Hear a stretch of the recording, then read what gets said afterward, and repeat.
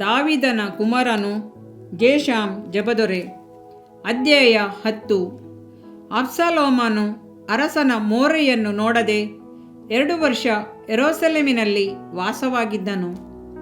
2 ಸಮುವೇಲ 14:28. ಅಬ್ಷಾಲೋಮನು ದಾವೀದನ ಮಗನು ದೇವನಗರವೆಂದು ಕರೆಯಲ್ಪಡುವ ಯೆರೂಸಲೇಮಿನಲ್ಲಿ ವಾಸವಾಗಿದ್ದನು. ಆದರೆ ಸತ್ಯವೇದವು ಹೇಳುತ್ತದೆ, ಅಬ್ಷಾಲೋಮನು 2 ವರ್ಷಗಳಿಂದ ಅರಸನ ಮುಖವನ್ನು ನೋಡಲಿಲ್ಲ ಎಂಬುದಾಗಿ ಯೋಚಿಸಿ ನೋಡಿರಿ. ರಾಜನ ಅರಮನೆಯಲ್ಲಿ ಸೇವಕರುಗಳು ಅರಸನ ಮುಖವನ್ನು ನೋಡುತ್ತಿರುತ್ತಾರೆ, ಕೆಲಸಗಾರರು ನೋಡುತ್ತಾರೆ.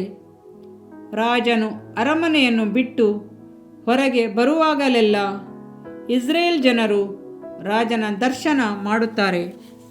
ಆದರೆ ಅವನ ಸ್ವಂತ ಮಗನಾದ ಅಬ್ಷಾಲೋಮನು ರಾಜನ ಮುಖವನ್ನು ನೋಡಿ 2 ವರ್ಷಗಳಾಗಿತ್ತು ಎಂದರೆ ಆಶ್ಚರ್ಯವಾಗುತ್ತದಲ್ಲವೇ?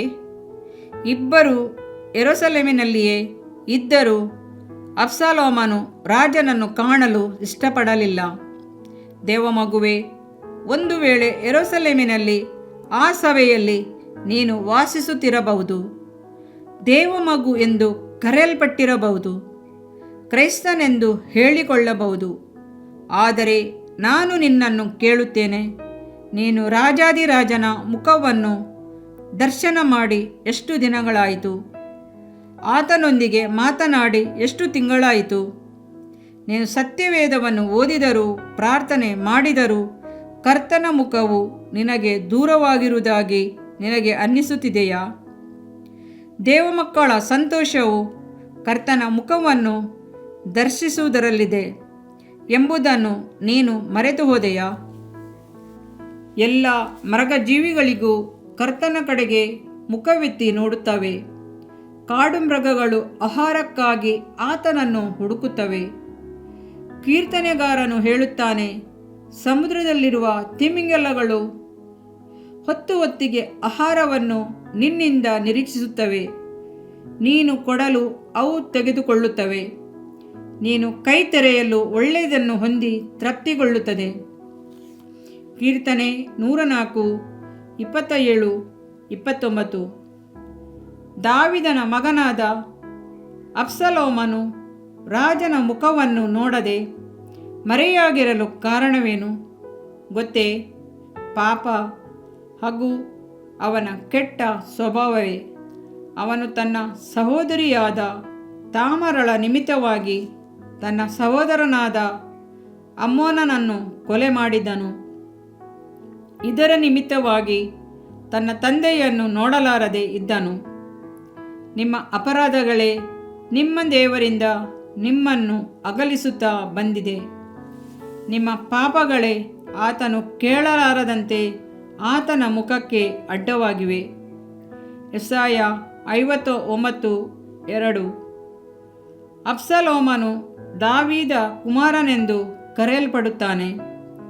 ಇವರಿಬ್ಬರಲ್ಲಿ ಎಷ್ಟು ವ್ಯತ್ಯಾಸ! ಕ್ರಿಸ್ತನ ಮುಖವು ಯಾವಾಗಲೂ ತಂದೆಯ ಮುಖವನ್ನೇ ನೋಡುತ್ತಿದ್ದಿತು. ತನ್ನ 12ನೇ ವಯಸ್ಸಿನಲ್ಲಿಯೇ ತಂದೆಯ ಮನೆಯಲ್ಲಿದ್ದವನು ಯೇಸು ಕ್ರಿಸ್ತನು. ಆತನು ಸೇವೆಯ ದಿನಗಳಲ್ಲಿಯೂ ಯಾವಾಗಲೂ ಆತನು ತಂದೆಯ ಮುಖವನ್ನೇ ನೋಡುತ್ತಿದ್ದನು. ಮುಂಜಾನೆಯಲ್ಲಿ ಎದ್ದು ಅರಣ್ಯ ಪ್ರದೇಶದಲ್ಲಿ ಹೋಗಿ ಪ್ರಾರ್ಥಿಸುತ್ತಿದ್ದನು. ಅದ್ಭುತಗಳನ್ನು ಮಾಡಿ ಜನರೆಲ್ಲರನ್ನು ಕಳುಹಿಸಿದ ಮೇಲೆ ತನ್ನ ತಂದೆಯ ಸನ್ನಿಧಿಗೆ ಹೋಗಿ ಪ್ರಾರ್ಥಿಸುತ್ತಿದ್ದನು.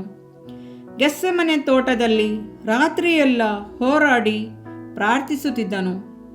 ತಂದೆ ತನ್ನ ಮುಖವನ್ನು ಒಂದು ಸಂದರ್ಭದಲ್ಲಿ ಮಾತ್ರವೇ ಮಗನಿಗೆ ಮರೆಮಾಡಿಕೊಂಡಿದ್ದನು. ಅದು ಸಿಲುಬೆಯಲ್ಲಿ ನಮ್ಮ ಪಾಪಗಳನ್ನು ತನ್ನ ಮಗನ ಮೇಲೆ ಹೊರಿಸಿದ ಸಂದರ್ಭದಲ್ಲಿ. ಕೇಡನ್ನು ನೋಡಲಾರದ ದೇವರು ಮಾನವಕುಲದ ಪಾಪವನ್ನು ತನ್ನ ಮಗನ ಮೇಲೆ ಹೊರಿಸಿದ ಸಂದರ್ಭದಲ್ಲಿ ಒಂದು ಕ್ಷಣ ತನ್ನ ಮುಖವನ್ನು ಮರೆಮಾಡಿಕೊಂಡನು. ಕ್ರಿಸ್ತನಿಗೆ ಅದನ್ನು ಸಹಿಸಿಕೊಳ್ಳಲು ಆಗಲೇ ಇಲ್ಲ. ನನ್ನ ದೇವರೇ, ನನ್ನ ದೇವರೇ, ಯಾಕೆ ನನ್ನನ್ನು ಕೈಬಿಟ್ಟಿ ಎಂದು ಕೂಗಿಕೊಳ್ಳುತ್ತಾನೆ. ದೇವಮಗುವೆ, ದೇವರ ಮುಖವು ಒಂದು ಕ್ಷಣ ನಿನಗೆ ಮರೆಯಾದರೂ ತಕ್ಷಣವೇ ಕೂಗಿ ಅಳುತ್ತಾ ಹಿಂದೆ ಇದ್ದಂಥ ಪ್ರೀತಿಯ ಕಡೆಗೆ ತಿರುಗಿಕೋ. ನನ್ನ ಸಾನ್ನಿಧ್ಯಕ್ಕೆ ಬಾ ಎಂಬ ನಿನ್ನ ಮಾತಿಗೆ ನಾನು ಯೆಹೋವನೇ ನಿನ್ನ ಸಾನ್ನಿಧ್ಯಕ್ಕೆ ಬಂದೇ ಬರುವೆನು ಎನ್ನುತ್ತಾನೆ. ದಾವೀದನು ಕೀರ್ತನೆ 27:8. ಇದರಿಂದ ನಿನ್ನ ದೇಹಕ್ಕೆ ಆರೋಗ್ಯವು, ಎಲುಬುಗಳಿಗೆ ಸಾರವು ಉಂಟಾಗುವವು. ಜ್ಞಾನೋಕ್ತಿಗಳು 3ನೇ ಅಧ್ಯಾಯ 8ನೇ ವಾಕ್ಯ. ಪ್ರಿಯ ವೀಕ್ಷಕರೇ ಮತ್ತು ಕರ್ತನಲ್ಲಿ ಸಹೋದರ ಸಹೋದರಿಯರೇ, ನೀವು ನಮ್ಮ ಈ ಕಾರ್ಯಕ್ರಮವನ್ನ ವೀಕ್ಷಿಸಿದ್ದಕ್ಕಾಗಿ ದೇವರ ನಾಮದಲ್ಲಿ ನಿಮಗೆ ವಂದನೆಗಳು. ದೇವರ ವಾಕ್ಯವು ನಮ್ಮ ಎಲುಬಿಗೆ ಬಲವೂ ಸಾರವೂ ಆಗಿದೆ ಎಂದು ಸತ್ಯವೇದವು ಹೇಳುವಂತೆ ಈ ಕಾರ್ಯಕ್ರಮವು ನಿಮಗೆ ಆಶೀರ್ವಾದಕರವಾಗಿದೆ ಎಂದು ನಂಬುತ್ತೇವೆ. ಪ್ರಿಯ ವೀಕ್ಷಕರೇ, ನಮ್ಮ ಈ ಸೇವೆಗಾಗಿ ಪ್ರಾರ್ಥಿಸಿರಿ ಮತ್ತು ಎಲ್ಲಾ ಕಾರ್ಯಕ್ರಮಗಳನ್ನ ಇತರರೊಂದಿಗೆ ಶೇರ್ ಮಾಡಿರಿ. ಅದೇ ರೀತಿಯಾಗಿ ನಮ್ಮ ಈ ಯೂಟ್ಯೂಬ್ ಚಾನೆಲ್ ಅನ್ನು ಸಬ್ಸ್ಕ್ರೈಬ್ ಮಾಡಿರಿ ಹಾಗೂ ಲೈಕ್ ಮಾಡಿ. ನಿಮ್ಮ ಅನಿಸಿಕೆಗಳನ್ನು ಕಮೆಂಟ್ ಬಾಕ್ಸ್ನಲ್ಲಿ ನಮಗೆ ತಿಳಿಯಪಡಿಸಿ. ನಮ್ಮ ಸಂಖ್ಯೆ 7022104605. ಈ ಸಂಖ್ಯೆಗೆ ಕರೆ ಮಾಡಿರಿ. ಒಬ್ಬ ಪಾಪಿಯ ಪ್ರಾರ್ಥನೆ, ಯೇಸುವನ್ನು ರಕ್ಷಕನಾಗಿ ಅಂಗೀಕರಿಸಲು ಮಾಡಬೇಕಾದ ಪ್ರಾರ್ಥನೆ. ಪ್ರಿಯ ಪರಲೋಕದ ತಂದೆಯೇ, ಯೇಸುವಿನ ಹೆಸರಿನಲ್ಲಿ ನಾನು ನಿನ್ನ ಬಳಿಗೆ ಬಂದಿದ್ದೇನೆ. ನನ್ನ ಬಳಿಗೆ ಬರುವವರನ್ನು ನಾನು ತಳ್ಳಿಬಿಡುವುದೇ ಇಲ್ಲ. ಯೋಹಾನ 6:37 ಎಂದು ನಿನ್ನ ವಾಕ್ಯ ಹೇಳುತ್ತದಲ್ಲ. ಆದ್ದರಿಂದ ನೀನು ನನ್ನನ್ನು ತಳ್ಳಿಬಿಡದೆ ನನ್ನನ್ನು ಸೇರಿಸಿಕೊಳ್ಳುವಿ ಎಂದು ನನಗೆ ಗೊತ್ತಿದೆ. ಆದ್ದರಿಂದ ನಾನು ನಿನಗೆ ಸ್ತೋತ್ರ ಮಾಡುತ್ತೇನೆ. ನೀನು ನಿನ್ನ ವಾಕ್ಯದಲ್ಲಿ ನೀನು ಯೇಸುವನ್ನೇ ಕರ್ತನೆಂದು ಬಾಯಿಂದ ಅರಿಕೆ ಮಾಡಿಕೊಂಡು ದೇವರು ಆತನನ್ನು ಸತ್ತವರೊಳಗಿಂದ ಎಬ್ಬಿಸಿದನೆಂದು ಹೃದಯದಿಂದ ನಂಬಿದರೆ ನಿನಗೆ ರಕ್ಷಣೆಯಾಗುವುದು ಎಂತಲೂ ಕರ್ತನ ನಾಮವನ್ನ ಹೇಳಿಕೊಳ್ಳುವವರೆಲ್ಲರಿಗೆ ರಕ್ಷಣೆಯಾಗುವುದೆಂತಲೂ ಬರೆದಿದೆ. ರೋಮ 10:9-13ನೇ ವಾಕ್ಯ. ಯೇಸು ಕ್ರಿಸ್ತನು ದೇವಕುಮಾರನೆಂದು ನನ್ನ ಹೃದಯದಲ್ಲಿ ನಂಬುತ್ತೇನೆ. ನನ್ನನ್ನು ನೀತಿವಂತನನ್ನಾಗಿ ಮಾಡುವುದಕ್ಕಾಗಿ ಆತನು ಸತ್ತವರೊಳಗಿಂದ ಎಬ್ಬಿಸಲ್ಪಟ್ಟನು ಎಂದು ನಂಬುತ್ತೇನೆ. ನಾನು ಆತನ ನಾಮವನ್ನ ಹೇಳಿಕೊಳ್ಳುತ್ತೇನೆ. ಯೇಸುವೇ, ನೀನೇ ಕರ್ತನು. ತಂದೆಯೇ, ನೀನು ನನ್ನನ್ನು ರಕ್ಷಿಸಿದಿ ಎಂದು ನಾನು ನಂಬುತ್ತೇನೆ. ನಿನ್ನ ವಾಕ್ಯವು ಹೇಳುತ್ತದೆ, ಮನುಷ್ಯನು ಹೃದಯದಿಂದ ನಂಬುವುದರ ಮೂಲಕ ನೀತಿಯು ದೊರಕುತ್ತದೆ, ಬಾಯಿಂದ ಅರಿಕೆ ಮಾಡುವುದರ ಮೂಲಕ ರಕ್ಷಣೆಯಾಗುತ್ತದೆ. ರೋಮ 10:10. ನಾನೀಗ ನನ್ನ ಹೃದಯದಲ್ಲಿ ನಂಬುತ್ತೇನೆ ಹಾಗೂ ಯೇಸುವೇ ನನ್ನ ಕರ್ತನೆಂದು ಅರಿಕೆ ಮಾಡುತ್ತೇನೆ. ಆದುದರಿಂದ ನಾನೀಗ ರಕ್ಷಣೆ ಹೊಂದಿದ್ದೇನೆ. ಅಪ್ಪಾ ತಂದೆಯೇ, ನಿನಗೆ ಸ್ತೋತ್ರ. ಲೂಕನು ಬರೆದ ಸುವಾರ್ತೆ 11ನೇ ಅಧ್ಯಾಯದಲ್ಲಿ ಬರೆದಿರುವಂತೆ, ನಿಮ್ಮಲ್ಲಿ ತಂದೆಯಾದವನು ಮೀನನ್ನು ಕೇಳುವ ಮಗನಿಗೆ ಮೀನು ಕೊಡದೆ ಹಾವನ್ನು ಕೊಡುವನೆ? ಅಥವಾ ತತ್ತಿಯನ್ನು ಕೇಳಿದರೆ ಚೇಳನ್ನು ಕೊಡುವನೆ? ಹಾಗಾದರೆ ಕೆಟ್ಟವರಾದ ನೀವು ನಿಮ್ಮ ಮಕ್ಕಳಿಗೆ ಒಳ್ಳೆ ಪದಾರ್ಥಗಳನ್ನ ಕೊಡಬಲ್ಲವರಾದರೆ ಪರಲೋಕದಲ್ಲಿರುವ ನಿಮ್ಮ ತಂದೆಯು ತನ್ನನ್ನು ಬೇಡಿಕೊಳ್ಳುವವರಿಗೆ ಎಷ್ಟೋ ಹೆಚ್ಚಾಗಿ ಪವಿತ್ರಾತ್ಮ ವರವನ್ನ ಕೊಡುವವನಲ್ಲವೇ ಅಂದನು. ತಂದೆಯೇ, ನೀನು ಕೇಳಿಕೊಳ್ಳುವವರಿಗೆ ಪವಿತ್ರಾತ್ಮನ ವರವನ್ನು ಹೇರಳವಾಗಿ ಕೊಡುವಾತನಾಗಿದ್ದಿ. ಆದ್ದರಿಂದ ನನ್ನ ಮೇಲೆಯೂ ನಿನ್ನ ಆತ್ಮನನ್ನು ಸುರಿಸಬೇಕಾಗಿ ಬೇಡಿಕೊಳ್ಳುತ್ತೇನೆ. ಕೀರ್ತನೆ 81:10 ಬರೆದಿದೆ, ಅಗಲವಾಗಿ ಬಾಯಿದೆರೆಯಿರಿ, ಅದನ್ನು ತುಂಬಿಸುವೆನು. ಕರ್ತನೇ, ನನ್ನನ್ನು ಪವಿತ್ರಾತ್ಮನಿಂದ ತುಂಬಿದಂತ ನೀನು ನನ್ನನ್ನು ಅನ್ಯ ಭಾಷೆಯ ವರದಿಂದಲೂ ತುಂಬುವವನಾಗಿದ್ದಿ ಎಂದು ನಂಬುತ್ತೇನೆ.